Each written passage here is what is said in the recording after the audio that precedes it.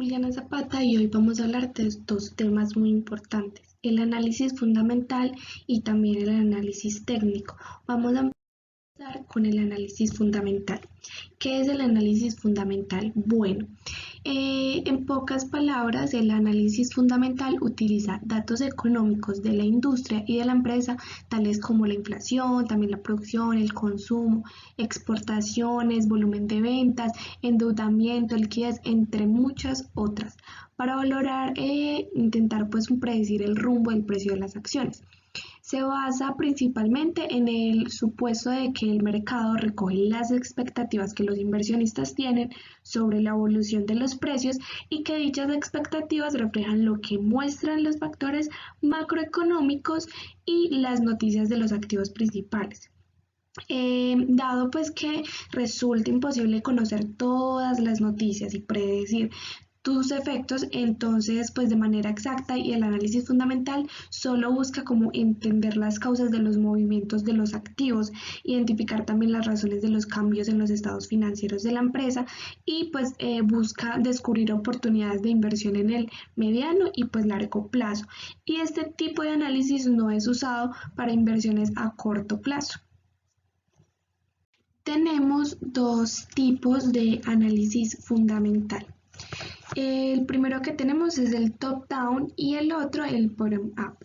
Vamos a empezar con el top-down. Bueno, este análisis comienza desde lo macro, que es el análisis de la situación del país, hasta lo micro, que es el análisis de la empresa. En otras palabras, empieza desde lo más global hasta lo más específico. Primero se estudian pues las condiciones macroeconómicas, políticas, fiscales y comerciales del país, y después se estudian el sector y su relación con la empresa, y ya pues finalmente se analiza la salud financiera de la compañía emisora de la acción. Vamos a pasar con el bottom-up. Bueno, por su parte, un análisis bottom-up tiene un mecanismo de estudio inverso al top-down, el que acabamos de explicar. Se inicia con el estudio de la empresa y paso a paso se va ampliando el análisis hasta evaluar la situación del sector y el entorno general del país al que pertenece esa acción. En esta parte vamos a hablar sobre los diferentes análisis como el macroeconómico, el sectorial, el de la empresa, que el de la empresa se divide en cualitativo y en financiero. Empezamos entonces con el análisis macroeconómico. Este tipo de análisis es el primer paso donde se estudian las grandes cifras macroeconómicas como el Producto Interno Bruto, como el empleo, la inflación, entre otros, así como la influencia de las diversas políticas tomadas en el país. Dentro de la política fiscal, pues tanto como los recortes de impuestos como el aumento del gasto público pueden tener un efecto multiplicador en la economía, y esto pues hace que se incremente la demanda de manera más que proporcional. Pasamos a hablar sobre el análisis sectorial y su relación con la empresa. Bueno, el análisis sectorial busca conocer el comportamiento general del sector al que pues ésta pertenece, así como también la interrelación con sus compradores, con sus competidores, como le dije antes, sus clientes, sus proveedores, los productos existentes dentro de la misma industria, las barreras de entrada y la salida del sector, entre otros muchos aspectos. Este análisis, pues que es un análisis de OFA, es una herramienta para conocer la situación real de la que se encuentra pues una organización y planificar una estrategia pues a futuro que le ayude. Se desarrolla a partir de estos 4 pasos: el análisis externo, que permite definir las debilidades y las fortalezas; el análisis interno, que permite detectar las oportunidades y las amenazas; la creación de la matriz DOFA, que es de OFA como lo dije, que se cruza los análisis anteriores y se analizan; y la generación de las estrategias. Ya pasamos a hablar sobre el análisis de la empresa. Bueno, cuando hablamos de acciones, el análisis fundamental busca determinar el valor real de la acción. El valor, es decir, pues como el valor intrínseco de la empresa, enfocándose en factores que afectan el negocio de la empresa y su futuro desarrollo. El concepto de valor intrínseco es una de las principales bases del análisis fundamental. Este concepto precisa que pues, el precio del mercado de la acción no necesariamente se refleja en el valor real de esta acción. Y de estos análisis de la empresa se deriva el análisis cualitativo de la empresa y el financiero de la empresa, que lo vamos a ver a continuación. Entonces, en esta diapositiva vamos a hablar más a fondo del cualitativo y financiero pues, de la empresa. En la parte cualitativa tenemos que se evalúan entre otros los siguientes aspectos, que sería el modelo de negocio, que se refiere a qué hace la empresa y cómo lo hace, pero principalmente se refiere al modelo de generación de sus utilidades, cómo hace dinero la empresa, pues en sí. Tenemos por otro lado la oferta de valor, que diferencia a la empresa de su competencia, la dirección, que se refiere a conocer quiénes dirigen la empresa, lo cual puede pues, implicar una estrategia corporativa u otra. Y por último tenemos el gobierno corporativo. Recuerden que puede ser muchos más aspectos. Que pues, se refiere a las políticas dentro de la organización que definen las relaciones y las responsabilidades entre la dirección, la administración y los operativos, como los accionistas, los clientes y la sociedad en general. Pasamos a hablar sobre el análisis financiero de la empresa. En este tenemos como que pues para realizar este análisis es necesario contar con unos estados financieros. Estos documentos son informes periódicos utilizados por las empresas para informar sobre su situación económica y financiera. Los estados financieros ofrecen información útil para sus directivos, también para los reguladores, los clientes y los acreedores y por supuesto para los accionistas y los inversionistas. El área de contabilidad de la empresa es la encargada de pues, la elaboración de estos documentos y debe regirse por los principios contables aplicables como son las normas internacionales de información financiera. Para hacer pues como este análisis tenemos el balance general que muestra la situación de la empresa en cuanto a sus activos, sus pasivos, que serían sus deudas, y su patrimonio. En él se evalúa la posición financiera de la empresa a una fecha determinada y pues sus cuentas se presentan de una forma acumulada. Tenemos el estado de resultados. Este muestra el desempeño, o sea, las pérdidas o ganancias de la empresa en un determinado periodo, desde sus ventas, contabilizando pues los ingresos y los egresos y hasta obtener la utilidad neta generada. Y por último tenemos el estado de flujos de efectivo. Este muestra los flujos de ingresos y egresos que tiene la empresa en un periodo y presenta los ingresos y las salidas de caja de la operación de las inversiones y del financiamiento. Y ese pues permite identificar la fuente de efectivo y su uso. Pasamos a hablar de un tema muy importante que serían las razones financieras. ¿Qué es esto? Bueno, son medidas que permiten realizar comparaciones entre diferentes periodos contables de la empresa o bien conocer el estado actual de aspectos relevantes del funcionamiento del negocio. Las razones financieras se pueden clasificar en 4 grandes grupos, a saber, que son de las que vamos a hablar a continuación. En primer lugar tenemos la liquidez, las razones de liquidez. Bueno, estas miden la capacidad de corto plazo que tiene la organización para responder por sus obligaciones más próximas. Las razones o indicadores más importantes de esta categoría serían activo corriente, también pasivo corriente.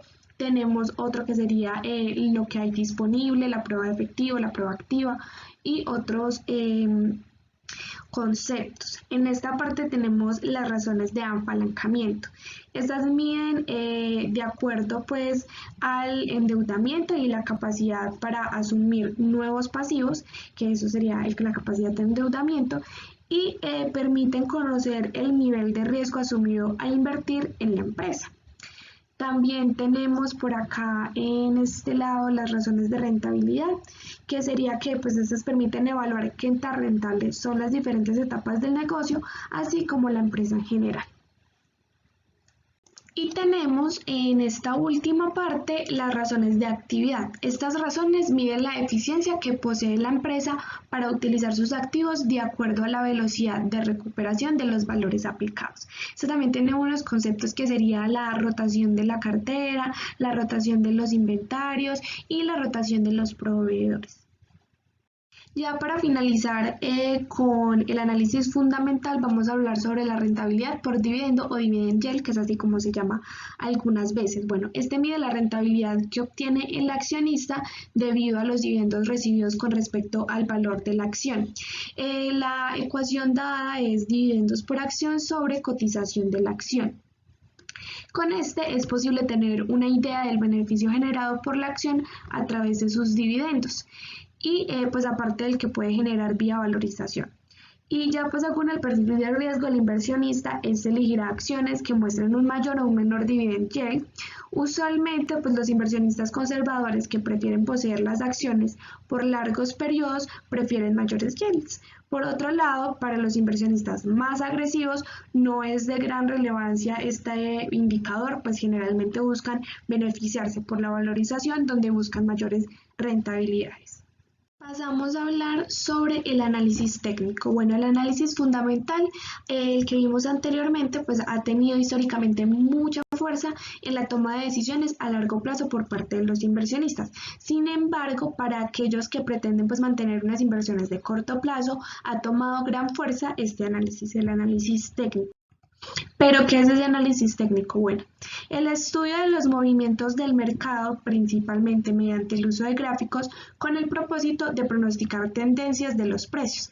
El auge del análisis técnico ha sido cada vez mayor, a tal punto que actualmente es usado tanto por inversionistas institucionales como por inversionistas independientes. En esta diapositiva nos vamos a centrar sobre los tres grandes principios del análisis técnico. Para entender mejor la funcionalidad del análisis técnico es importante conocer los tres principios en los que se soporta. El primero que tenemos por este lado sería los movimientos del mercado lo descuentan todo.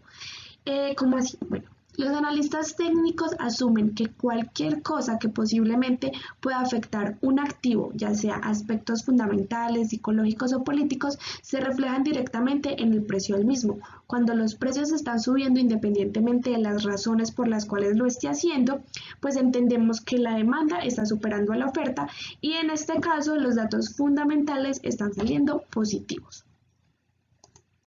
Pero por otro lado, si los precios están cayendo, para el analista la oferta es superior a la demanda y aquí los fundamentos ya serían negativos. En segundo lugar, tenemos los precios se mueven por tendencias. Cuando representamos gráficamente un activo, tenemos como único propósito identificar las tendencias del precio y tratamos de determinar si dichas tendencias están en etapas de nacimiento, de desarrollo o ya de finalización. Por supuesto que todo inversionista buscará en primer lugar entrar en un activo en dirección a su tendencia principal y entre más joven sea la tendencia, mayor porción de pues la misma podrá capturar y así salir ganador. Siempre una tendencia es más probable que continúe a que gire y pues debemos seguirla hasta que pues dé señales de volver atrás. Y por último tenemos la historia, tiene una alta probabilidad de repetirse. Este es quizás el principio más importante, pero también el más polémico.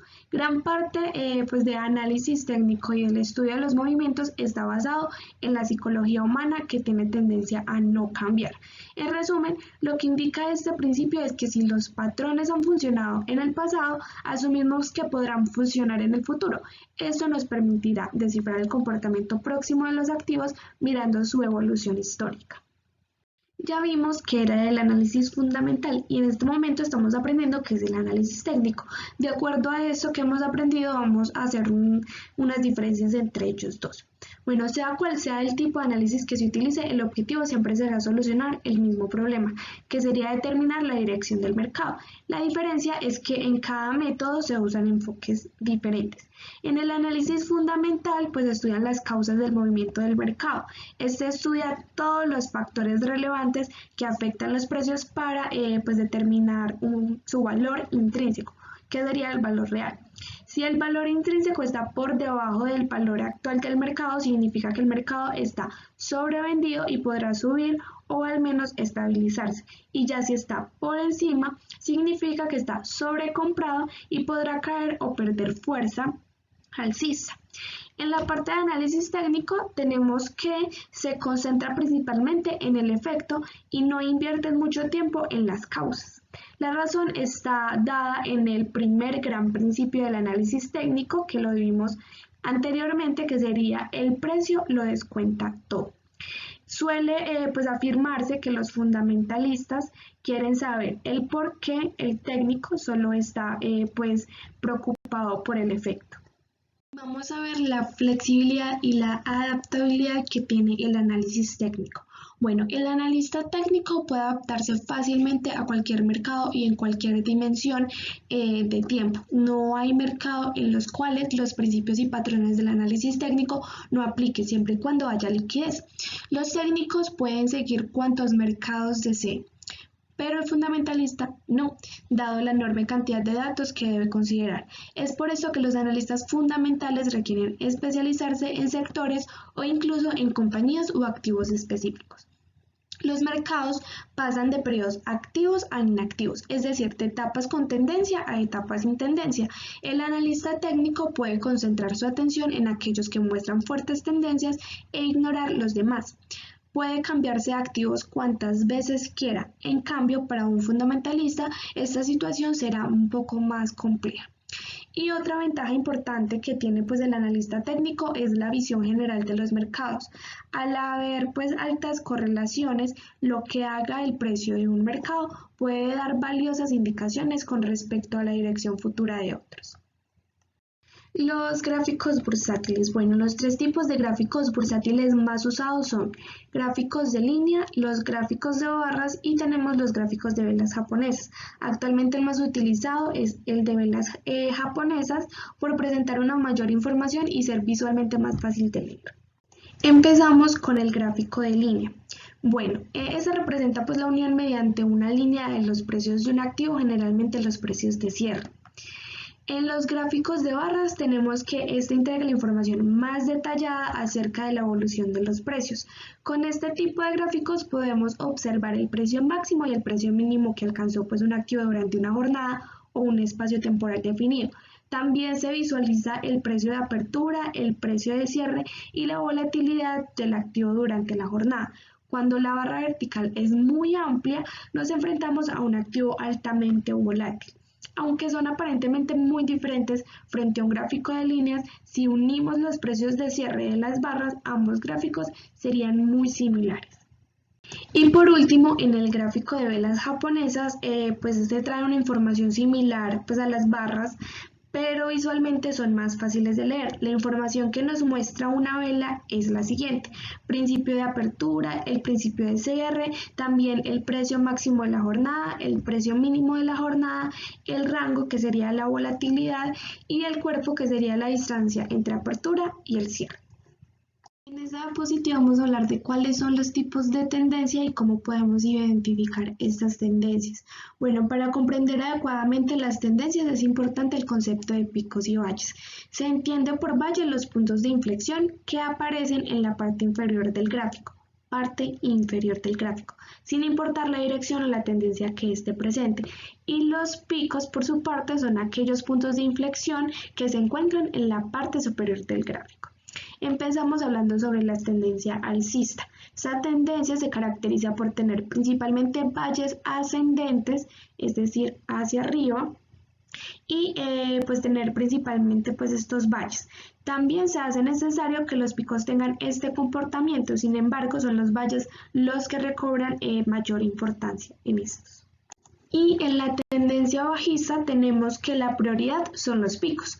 En la tendencia alcista la prioridad son los valles y en la tendencia bajista son los picos.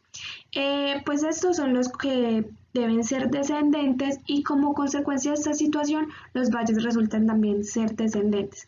Cuando unimos los picos con una línea recta formaríamos una línea de tendencia bajista, pero pues requerimos al menos dos picos descendentes para interpretar una tendencia en esta dirección.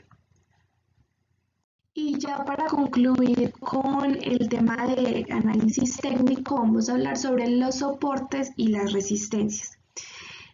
Bueno, amparados en el tercer principio del análisis técnico, la historia tiene una alta probabilidad de repetirse. Eso nos dice este principio.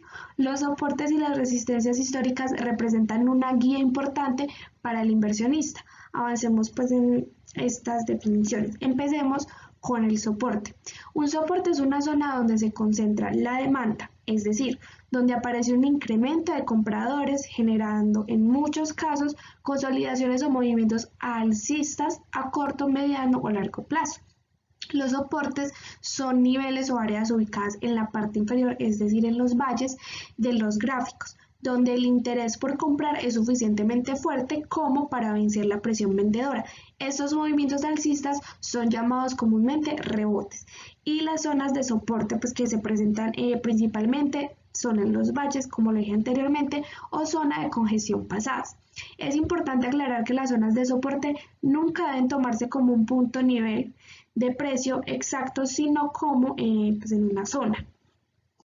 Y la resistencia, bueno, la resistencia es una zona donde se concentra la oferta. En otras palabras, un nivel de incremento de vendedores, generando en muchos casos consolidaciones o movimientos bajistas a corto, mediano o largo plazo. Las resistencias son áreas o zonas en la parte superior, es decir, en los picos de los gráficos, en las que aparece un interés mayor de los vendedores, venciendo así la presión compradora. A estas caídas parciales o permanentes del precio las llamamos retrocesos. Las zonas de resistencia se presentan principalmente, como lo dije anteriormente, en los picos o en las zonas de congestión pasadas. Al igual que en los soportes, las zonas de resistencia nunca deben tomarse como un punto exacto, sino en una zona. Y eso sería todo por la explicación de análisis fundamental y análisis técnico. Muchísimas gracias.